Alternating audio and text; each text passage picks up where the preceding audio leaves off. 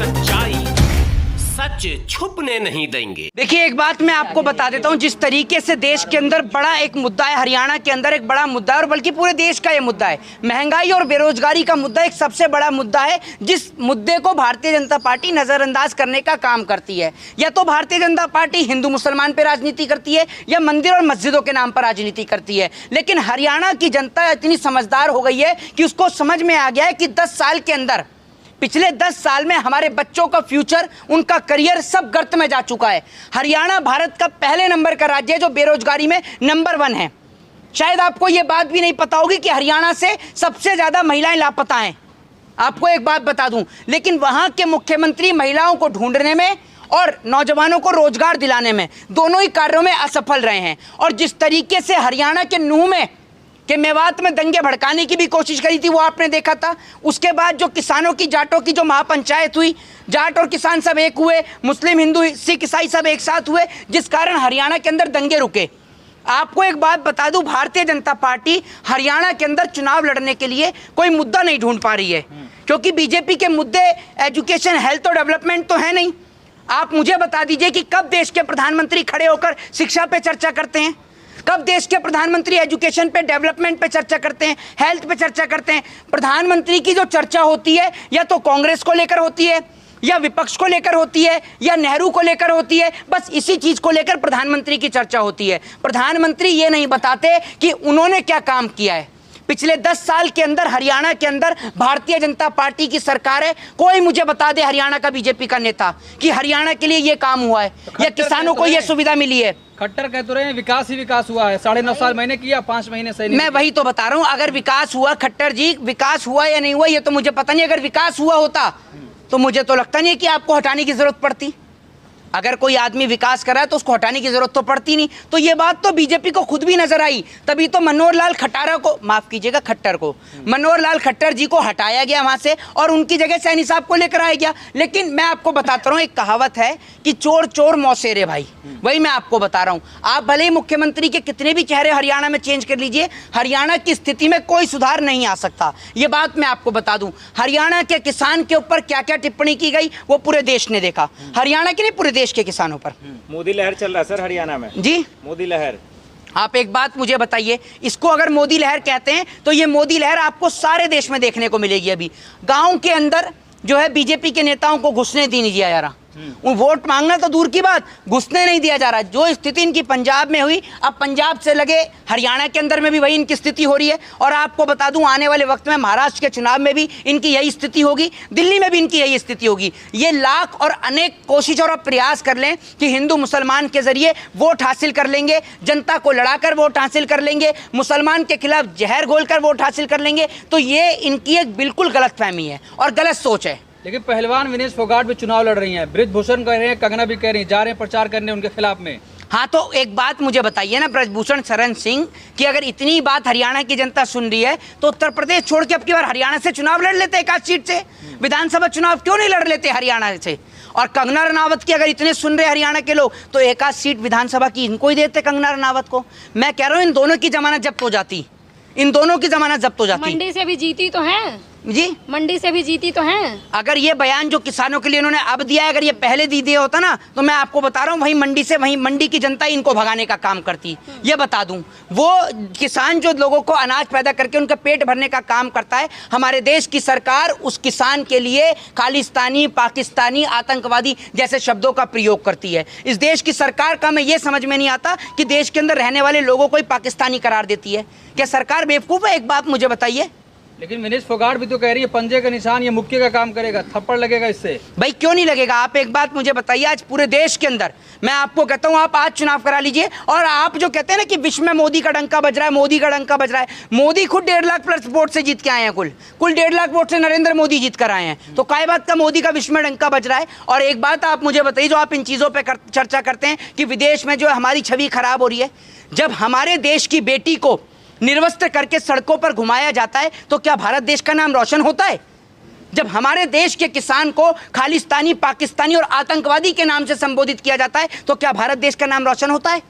क्या जब इस देश में एक बेटी के साथ बलात्कार होता है तो क्या देश का नाम रोशन होता है? क्या जब बीएचयू के बलात्कारियों को छोड़ा जाता है, उनको जमानत दी जाती है तो क्या देश का नाम रोशन होता है?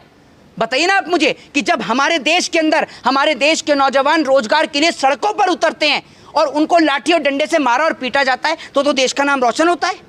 बताइए आप मुझे। और जब देश के प्रधानमंत्री पटल पे खड़े होकर बोलते हैं बेटी बचाओ बेटी पढ़ाओ तो देश का नाम रोशन होता है? लेकिन बताइए ना मुझे आप। लेकिन भाजपा कह रही है विनेश फोगाट की जमानत जब्त होने जा रही है। तो एक काम करें कि जब भाजपा कह रही है कि विनेश फोगाट की जमानत जब्त होने जा रही है तो एक काम करें, जो बात ये कह रहा है उसको ही सामने लड़ा दीजिए। विधानसभा का चुनाव उनको ही लड़ा दीजिए ना। इस देश की जनता इतनी भी अनपढ़ जाहिल और गवार नहीं है कि आप जैसे लोगों को वोट दे दे। आपको तो कंडक्टर बस की टिकट देना पसंद ना करे, आप तो टिकट मांगने की बात करें, चुनाव लड़ने की बात करें, जनता का वोट लेने की बात कर रहे हैं। अरे दावा करें 3/3 हमारा 1 में बंटवारा है। भाई मैं आपसे ये कह रहा हूँ, हरियाणा के अंदर पिछले 10 साल से जिस तरीके से बेरोजगारी हरियाणा में बढ़ी है, मैं आपसे ये कह रहा हूँ हरियाणा के अंदर भारतीय जनता पार्टी की जमानत जब्त होने वाली है। ये बात आप मुझसे लिख के ले लीजिए। कितनी सीटें आ रही है बताइए भाजपा की?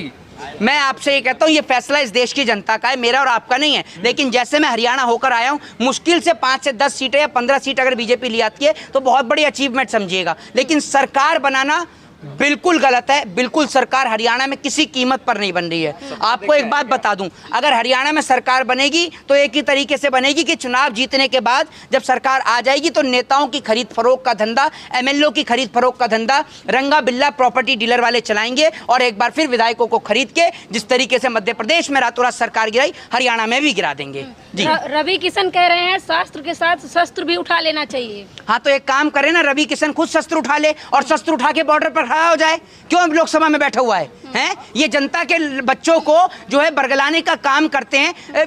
अमित शाह का बेटा जैसा ये क्यों नहीं उठाता शस्त्र? शस्त्र उठाने के ठेके हम नहीं ले लिए हैं? ये उठाएं, शस्त्र उठा के बॉर्डर पर जाएं और ये बताएंगे रवि किशन कि हम शस्त्र उठाएं या अस्त्र उठाएं? हैं? खुद लोकसभा से वो दे दे त्याग पत्र और त्याग पत्र देकर पहुंच जाए बॉर्डर पर, उठा ले शस्त्र। कोई मना कर रहा है इसको शस्त्र उठाने से? उठाता क्यों नहीं है? उठा ले। सांसद हैं, तमाम लोग देखते हैं, उनको पसंद करते हैं। आपके पापा भी पसंद करते हैं या आपके परिवार वाले भी पसंद करते हैं? टिप्पणी कर रहे हैं आप, निजी लो मैं तो पूछ रहा हूँ, आप ही करिए सांसद है, पसंद करते हैं। आपकी लोकसभा से सांसद हैं। जनता पसंद करती है, जनता पसंद करती है। तो जनता पसंद करती है, किस बिहार पर पसंद करती है? कि एक अच्छे नेता इसलिए जनता पसंद करती है? ये नाचने गाने का काम करते हैं इसलिए जनता पसंद करती है? एक बात आप मुझे बताओ ना, बताओ आप मुझे, एक अगर प्रैक्टिकली बात बोलूं तो जनता पसंद तो सनी लियोन को भी करती है। तो ये थोड़ी कि उसको चुनाव लड़ा के चुनाव जिता देंगे। आप मुझे बताइए ना, फिर आप कहेंगे कि मैं ऐसे शब्दों का प्रयोग कर रहा हूं। मैं तो आपसे एक बात कर रहा हूं, एज ए एक्टर आप देखें तो लोग सलमान खान को भी पसंद करते हैं, शाहरुख खान को भी पसंद करते हैं, भाई बहुत सारे एक्टरों को पसंद करते हैं। तो इसका मतलब ये थोड़ी है कि सबको लोकसभा राज्यसभा विधानसभा भेज दो। भाई जो व्यक्ति उसके काबिलियत रखता है। अब सलमान खान सबको फिल्मों में अच्छे लगते हैं तो लोग फिल्म में उनको देखना पसंद करते हैं। मतलब मोदी को पसंद नहीं करते आप? जी, मोदी को पसंद नहीं करते? भाई मोदी जी को तो पूरा देश में कोई पसंद नहीं करता। आप मुझे बता दीजिए ना, ऐसे मोदी बने हुए पीएम? किसे? मोदी जी। अब ये क्या पता है किसी को कि मोदी जी को असली में जनता ने वोट दिया या बेमानी के दम पर जीते हैं? ये भी तो नहीं पता, क्योंकि हमने तो अपनी आंखों से चंडीगढ़ का मेयर का चुनाव देखा था। जब एक छोटे से मेयर का चुनाव जीतने की औकात भाजपा की नहीं है तो लोकसभा कहां से जीतेगी? मुझे तो लगता है बेमानी के दम पर ही जीती हुई है। लेकिन आप कह रहे हैं जमानत जब्त होगी, मीडिया सर्वे कह रहा है कांग्रेस कहीं नहीं है, पूरे हरियाणा में पिछड़ रही है। अरे तो मीडिया किसको दिखाएगी? मीडिया, एक बात आप मुझे बताइए, एक बच्चा कभी अपने बाप की बुराई कर सकता है? बताइए आप मुझे, कर सकता है क्या? तो वही आदत है मीडिया की। तो मीडिया के पिताजी कौन है? मीडिया, अब मैं आपको बता दूं, मीडिया तमाम मीडिया की नहीं, मैं गोदी मीडिया की बात कर रहा हूं जो सरकार की गुलामी करती है। उसमें आप अपने आप को इंक्लूडेड ना करें। और वो जो तमाम निष्पक्ष पत्रकार जो जनता की आवाज़ को उठाने का काम करते हैं उनके लिए नहीं कह रहा मैं उसकी बात कर रहा हूँ। वो गोदी मीडिया जो ये कहती है कि नरेंद्र मोदी हर जगह आ रहे हैं तो वो मोदी के खिलाफ तो दिखाई नहीं सकती है। सीधी सी बात है। क्यों नहीं दिख रहा आपको? जी, चमकता हुआ हरियाणा क्यों नहीं दिख रहा है? अरे चमकता हुआ अगर हरियाणा दिख रहा होता तो वहाँ के नौजवानों से जाकर पूछिए कि क्यों वो बेरोजगारी से जूझ रहे हैं। बताइए ना आप मुझे, क्यों जूझ रहे हैं बेरोजगारी से? आप इस बात को डिनाई करें, मेरे को लाके दिखाएं प्रूफ कि हरियाणा में बेरोजगारी नहीं है। बताइए ना आप मुझे, सबसे ज्यादा बेरोजगारी हरियाणा में, सबसे ज्यादा बेरोजगार युवा जो है वो हरियाणा में घूम रहे हैं, उस पर आप मना कर देंगे? 10 साल से सरकार है सर। हाँ, तो 10 साल से सरकार है तभी तो अभी एक बार और मौका दे देंगे ना तो हरियाणा की जनता को ये समझ लो बेचने में कोई कसर नहीं छोड़ेगा। ये आदमी बेच के छोड़ देगा हरियाणा की जनता को। कह रहे हैं कि विनेश पहले से ये चाल थी कांग्रेस की, उन्हें चुनाव लड़ना था, ये नौटंकी थी, धरना प्रदर्शन। अच्छा, ये तो शतरंज चल रही है ना, यहाँ चालें चल रही हैं, है ना। आप ही एक सत्यवादी हरिश्चंद्र, बाकी तो सारे के सारे झूठे हैं। एक आप ही सत्य हैं। अगर आप ही इतने सत्य हैं तो विनेश फोगाट के सामने आप ही चुनाव लड़ लीजिए। अगर आपको इतना ही पता है विनेश फोगाट का, वो विनेश फोगाट जो वहाँ पर ये भी कह देंगे, ये तो ये भी कह सकते हैं कि ये भी प्री प्लान था, इसने अपना वेट खुद ही बढ़ाया था वहाँ से जो है ओलंपिक से हारकर यहाँ पर आकर चुनाव लड़ने के लिए, है ना। ये भी कह दीजिए आप। हम थोड़ी कह रहे हैं, तो ब्रजभूषण कह रहे हैं, आप उनसे सवाल क्यों नहीं करते तो हैं? आप इतने गुस्से में क्यों बोल रही हैं? मैं प्यार से ही बोल सकती हूँ, मैं भैरा थोड़ी जो इतना चिल्ला रही हैं। आराम से बोलिए इस बात को। मोहित जी, हरियाणा में कांग्रेस का मुकाबला कांग्रेस से है। हैं? कांग्रेस का मुकाबला कांग्रेस से ही हो रहा है। नहीं, क्यों है? कैसे है? कैसे है? नहीं बताइए ना कैसे है। जंग चल रहा है ना, आपस में लड़ाई चल रही है कांग्रेस की, शैलजा जी का बन नहीं रहा। अच्छा, तो एक बात आप मुझे बताइए, भाजपा में तो बहुत अच्छी बन रही है। भाजपा में भी तो योगी आदित्यनाथ की और नरेंद्र मोदी की नहीं बनती, आरएसएस की भी नहीं बन रही है अभी, तो उसके लिए तो कभी आपने चर्चा नहीं करी। लेकिन आपको एक बात बता दूं, रणदीप सिंह सुरजेवाला हो, हुड्डा जी हो, चाहे फिर वो आपका कुमारी शैलजा हो, हैं तो तीनों सब कांग्रेस के ही। जो वोट डलेगा तो कांग्रेस को ही तो डलेगा या अलग अलग पार्टियों को डलेगा? ये तो आप मुझे बताइए।